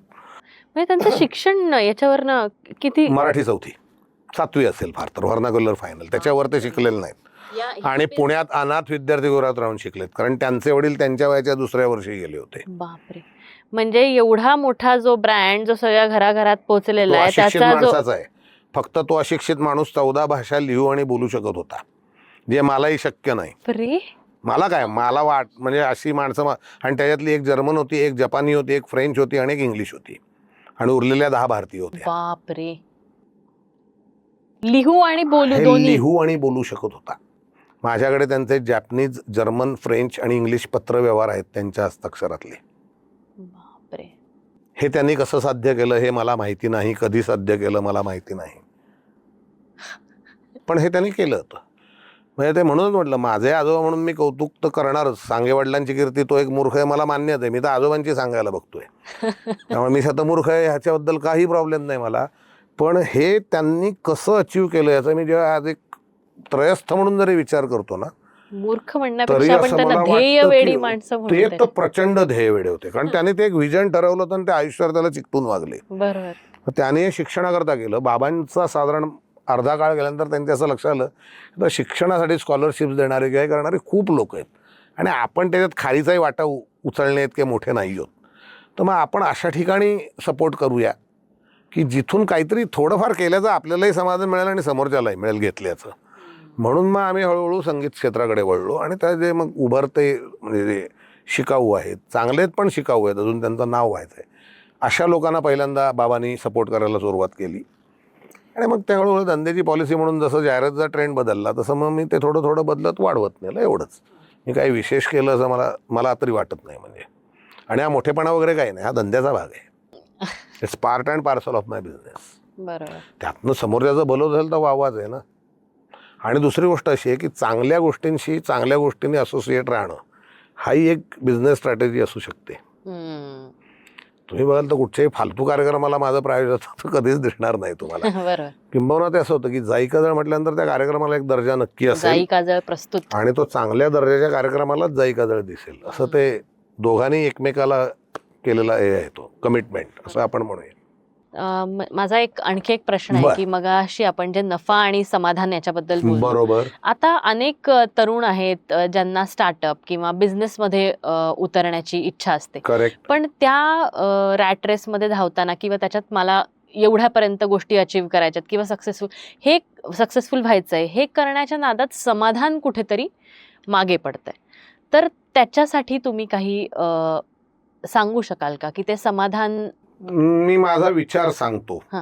कसं आहे, एकतर आजचा जो तरुण व्यवसायात यायला बघतोय ना, तो काहीतरी एका नवीन कल्पनेला घेऊन येतोय. त्यामुळे रॅट्रेस पेक्षा तो थोडासा वेगळा आहे म्हणूनच तो तिकडे येतोय. बाकी तरुणांची रॅट्रेस ही आजही जॉब मिळवणे हीच आहे. हे करताना परत मी मगाशी सांगितलेलीच गोष्ट की एक तर सक्सेस एका दिवसात मिळणार नाहीये हे पहिलं ठरवून टाकलं पाहिजे. त्या कुठची नवीन कल्पना समाजात रुजायला काहीतरी वेळ द्यायला लागतो. तो त्या कल्पनेप्रमाणे बदलतो. इटेबल असेल तर ते कदाचित एक दिवसात क्लिक होईल किंवा अजिबात होणार नाही. ओके. पण ज्या तुमच्या तंत्रज्ञानाच्या कल्पना आहेत किंवा वेगळ्या युटिलिटी काही वस्तू तुम्ही बनवत असाल तर त्या समाजाने ऍक्सेप्ट करायला काही वेळ द्यायला लागतो. बरोबर. इन्क्युबेशन पिरियड ज्याला आपण म्हणतो तो द्यावा लागतो. त्याच्यानंतरच पहिलं यश मिळतं तुम्हाला. तोपर्यंत तुम्ही प्रयत्नच करत असता.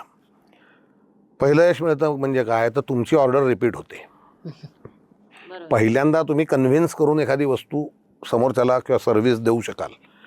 परत ती रिपीट होण्याकरता समोरच्याला त्याचं महत्त्व पटणं गरजेचं असतं आणि त्यालाही काही काळ द्यायला लागतो. म्हणजे उद्या जर मी बॉडी परफ्यूम बनवला नवीन काहीतरी वेगळा फ्लेवर त्याचा फ्रेग्रन्स वगैरे, तुम्ही तो रोज नाही वापरणार आहात, तुम्ही तो कधीतरी वापरणार. तर मे बी तुमच्याकडनं मला दुसरी ऑर्डर मिळायला 6 महिने जातील.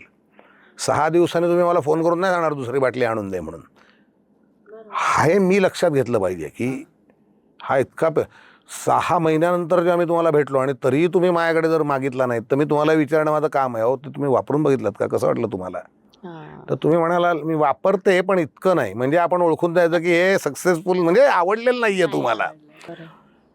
तुमची अरे मी तुमचाच कॉन्टॅक्ट शोधते, मला दुसरी बाटली हवी. येस, तिथे मी ठरवायचं की आता मी सक्सेसफुल झालो. अशा पद्धतीने एकतर ते समोरून पॉझिटिव्ह रिस्पॉन्स येईपर्यंत आपण यशस्वी होते मुळात मानायचंच नाही. त्यामुळे तिथे ते एक समाधानाचा भाग आहे की मी प्रयत्न करतोय. त्या तुमचं सगळं समाधान आहे प्रयत्नांवर अवलंबून आहे. आणि एकदा तुम्ही सक्सेसफुल झालात, मी म्हटलं त्या मार्गाने, की मग त्यातनं हळूहळू पैसा जनरेट व्हायला सुरुवात होईल, जो तुमचा प्रॉफिट असेल. आणि मग तो किती हे मात्र ज्याचं त्याने ठरवायचं. तिथे मायापुरता मी नावलेला निकष मला बरोबर वाटतो. रोज रात्री शांत गाढ झोप लागते का, तर तुम्ही योग्य मार्गावर आहात. प्रॉपर नफा तुम्ही कमावता आहात, कमी पण नाही आणि जास्ती पण नाही. स्ट्रेस तुमच्यावर जर बिझनेसचा असेल तर हा धंदा आपल्यासाठी नाही हे आपण ओळखायला शिकलं पाहिजे. मग तो कितीही सक्सेसफुल असू दे रूढार्थाने. त्यामुळे जर तुमची झोप उडत असेल, म्हणजे पैसे व्यवस्थित मिळत आहेत, सगळं छान आहे, तरी मला स्ट्रेस आहे हो खूप, प्लीज हा धंदा सोडा. कारण शेवटी असं आहे की समाधान कशात मानायचं हा किती वैयक्तिक प्रश्न असला ना तरी उत्तम आरोग्य, उत्तम आयुष्य आणि उत्तम परिवारातलं सुख ह्याला आपल्याकडे समाधान मानायची पद्धत आहे किंवा म्हणायची पद्धत आहे. ह्या तिनातलं जर काहीही मिसिंग असेल तर ते समाधान पूर्ण आहे असं मला वाटत नाही. आणि चौथं म्हणजे स्वतःचा वेळ, असं मी त्याच्यात एक ॲड करतो की तो जर मला मिळत नसेल तर मी नक्कीच कुठेतरी चुकतोय. मला द्यायला रोजचा अर्धा तास पण मिळत नाही आहे, मग मी नक्की कोणासाठी जगतोय? स्वतःसाठी म्हणजे मी स्वतःसाठी जगतच नाही आहे ना. मग मी खरंच समाधानी आहे का? तर नाही. मी आव आणतोय मी खूप सुखी असल्याचा, की जो कधी ना कधीतरी गळून पडणार आहे. आणि मी म्हटलं असं की पैसे खूप कमवायचे आणि डॉक्टरांच्या घरी द्यायचे, याला काय अर्थ आहे? त्यांच्यासाठी काम करतोय का आपण? आपल्यासाठी करतोय ना. आपण चांगल्या मार्गाने कमवलेल्या पैशाचा चांगल्या मार्गाने उपभोग पण घेता आला पाहिजे आणि तो घ्यायला एक वेळ पाहिजे, तरच समाधान मिळणार आहे कमवलेल्या पैशाचं, असं माझं मानणं आहे त्याच्यात. त्याच्यामुळे हे काय संदेश बिंदेश नाही आहे, माझा कन्सेप्ट आहे तो मी शेअर करतोय. फक्त प्रत्येकाने हा विचार करून आपापलं ठरवावं की ह्याच्यात आपल्याला नक्की काय हवं आहे. कारण शेवटी प्रत्येकाची धंद्याकडनंची अपेक्षा वेगळी असते आणि ती अपेक्षा पूर्ण झाली कीच त्याला समाधान मिळणार असतं. बाय द वे, मी म्हणतोय म्हणून त्या रस्त्याने कोणी गेलं म्हणून समाधान होईल असं अजिबात नाहीये.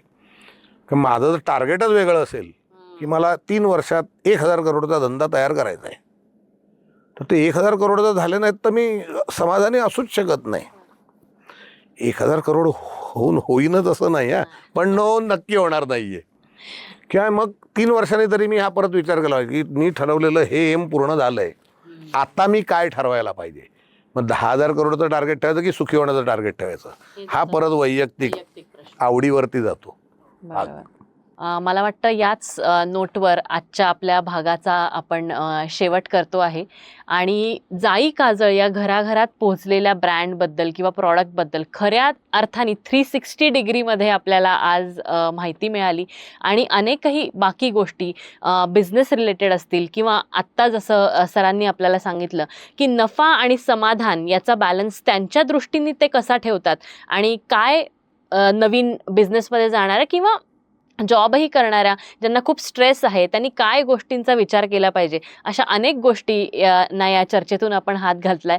तर सर, तुम्ही आज आमच्याकडे आलात, आम्हाला तुमचा वेळ दिलात, त्याबद्दल रोलिंग स्कोपतर्फे तुम्हाला एक छोटीशी भेटवस्तू मी देणार आहे. Thank you very much. Thank you so much sir. आणि हा तुम्हाला एपिसोड आवडला असेल तर आमच्या चॅनलला नक्कीच लाईक करा, शेअर करा, सबस्क्राईब करा. आणि हा एपिसोड कुठे शूट झाला हे जर तुम्हाला माहीत करून घ्यायचं असेल तर हा आहे हाय फ्रिक्वेन्सी स्टुडिओ आणि त्याचे डिटेल्स तुम्हाला खाली डिस्क्रिप्शन बॉक्समध्ये दिसतील. तर याच नोटवर हा एपिसोड थांबवतोय. धन्यवाद.